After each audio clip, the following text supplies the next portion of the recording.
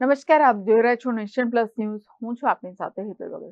પોલીસથી બચવા માટે બુટલેગરો દ્વારા જુદી જુદી તરકીબો અજમાવવામાં આવતી હોય છે. વડોદરા શહેર ક્રાઇમ બ્રાન્ચે એક દંપતીને ઝડપી પાડી વધુ કાર્યવાહી હાથ ધરી છે.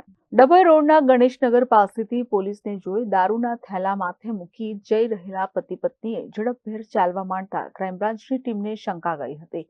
ક્રાઇમ બ્રાન્ચની ટીમ તેમની પાછળ ગઈ ત્યારે બંને પતિ પત્ની રિક્ષામાં બેસીને ફરાર થાય તે પહેલા પોલીસે તેમને ઝડપી પાડ્યા હતા. ક્રાઇમ બ્રાન્ચે બંનેના થેલા તપાસતા અંદરથી 15,000ની કિંમતની વિદેશી દારૂની જુદી જુદી બ્રાન્ડની 120 બોટલ મળી આવી હતી. ક્રાઇમ બ્રાન્ચ પૂછપરછમાં પતિનું નામ નારાયણ દલસિંહ તોમર અને તેની પત્નીનું નામ થાબલી હોવાનું ખુલ્યું હતું. પોલીસે પતિ પત્નીની ધરપકડ કરીને વધુ કાર્યવાહી હાથ ધરી છે.